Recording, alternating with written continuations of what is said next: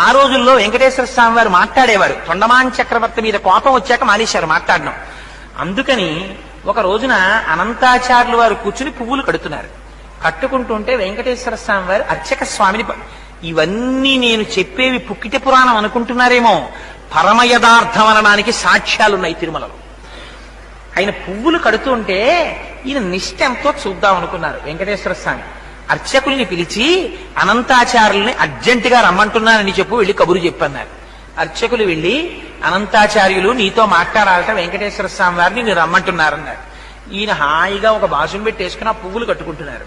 ఈయన అన్నారు ఆయనకేం పనా పాడా, హాయిగా పీఠం ఎక్కి నించుంటాడు. అందుకని వాణ్ణి వీణ్ణి అందరినీ పిలిచి కబుర్లు చెప్తానంటాడు.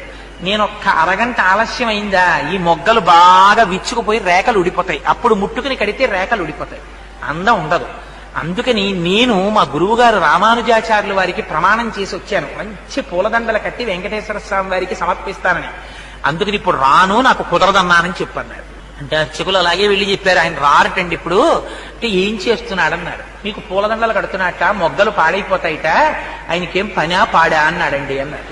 అంటే సరేలే అని నించున్నారు స్వామి. ఈయన తర్వాత పుష్పమాలికలన్నీ కట్టుకుని బుట్టలో పెట్టుకుని దాన్ని భుజానికి తగిలించుకుని లోపలికి వెళ్ళారు గుళ్ళోకి. వెళ్ళి ఈ పుష్పమాలలన్నీ అలంకారం చేద్దామని గడప దాటి చేతిలోకి తీసుకుంటున్నారు.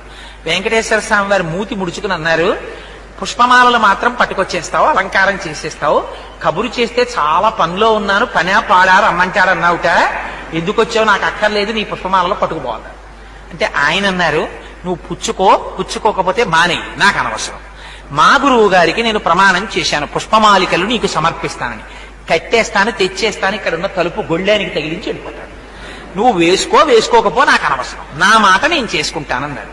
అంటే వెంకటేశ్వర స్వామి వారు అన్నారు, నేను ఈ కొండ నుంచి బయటికి తోయించేస్తానన్నారు. అంటే ఈయనన్నారు, నువ్వెవరివి తోయించేయడానికి, నాకన్నా ముందు నువ్వు వచ్చావు అంతే.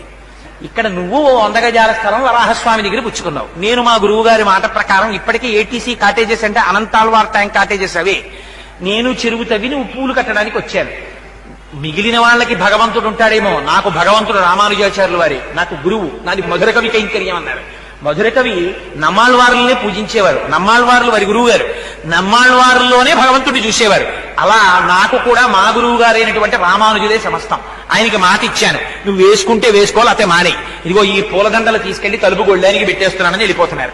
వెంకటేశ్వర స్వామి వారు పరిగెత్తుకొచ్చారు, ఇది పరిగెత్తుకుపోతున్నారు, ఎదురొచ్చి పట్టుకున్నారు. అంత కోపం అయితే ఎలాగో అనంతాచార్యులు, నువ్వు ఎంత బాగా కడతావో, నీకు అసలు ఉన్న నిష్ఠ ఏమిటో చూద్దామని రమ్మన్నానోయ్ అని గట్టిగా కౌగిలించుకుని ఆయనతో 4 కులాసా కబుర్లు చెప్పి సంతోషపెట్టి పంపించారు. అనంతాచార్యుల వారి వైభవం అంటే ఏమిటో తెలుసా అండి, ఆయనకోసారి జ్వరం వచ్చింది, గుళ్ళోకి వెళ్ళడం మానేశారు. మానేసి శిష్యులకిచ్చి పూలదండలు పంపిస్తుండేవారు. పంపిస్తుంటే ఆయన మంచం మీద పడుకుని ఉంటే వెంకటేశ్వర స్వామి వారు అర్చకుల్ని పిలిచి, రావట్లేదే అనంతాచార్యులు 3 రోజుల నుంచి అని అడిగారు. ఆయనకి తెలియదా? అడిగితే అర్చకులు అన్నారు, కొంచెం జ్వరంగా ఉందండి, పడుకున్నాడన్నారు.